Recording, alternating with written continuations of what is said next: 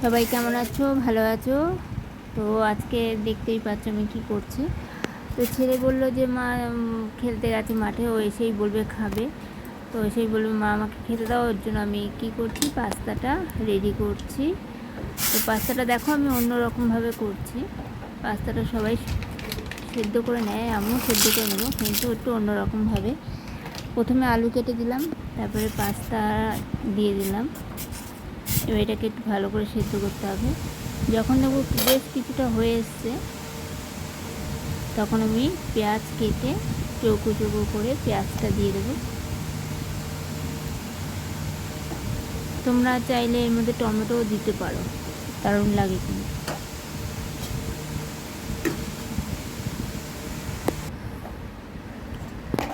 আমার হয়ে গেছে, সেদ্ধ করা হয়ে গেছে। পাস্তা কড়াইটা বসিয়ে দিয়ে আমি পাস্তাটা ভালো করে ধুয়ে এনে ঠান্ডা করতে দিয়েছি। ঠান্ডা বলতে ওর মধ্যেই ধুয়ে রেখেছি। তো এদিকে একটু সামান্য চিনি দিয়ে দিলাম, দিয়ে এবার পাস্তাটাকে দিয়ে দিলাম।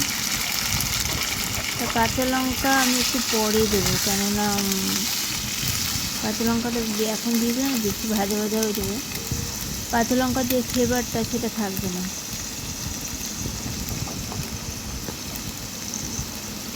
এটাকে এখন কাঁচা লঙ্কাটা দিলাম। কিছুই না, ঘরোয়া যা আছে তাই দিয়েই আমি করেছি। আর এর মধ্যে এখন নুন, হলুদ, সামান্য একটু হলুদ দিয়ে দেবো। তোমরা চাইলে হলুদ নাও দিতে পারো।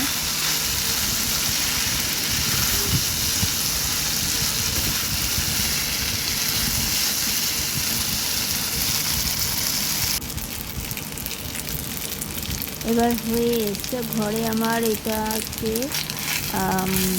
কি মশলাটা ছিল, সেই মশলাটা পুরো প্যাকেটটাই দিয়ে দিলাম।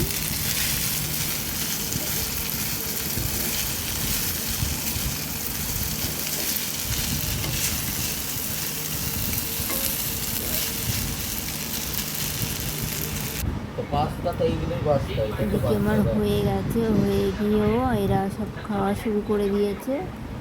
এরা তো বলছে নাকি দারুণ হয়েছে। তাহলে বন্ধুরা, তোমার যদি ভালো লেগে তাহলে অবশ্যই তোমরা লাইক শেয়ার সাবস্ক্রাইব করে দেবে, আর অবশ্যই তোমরা পাশে থাকবে।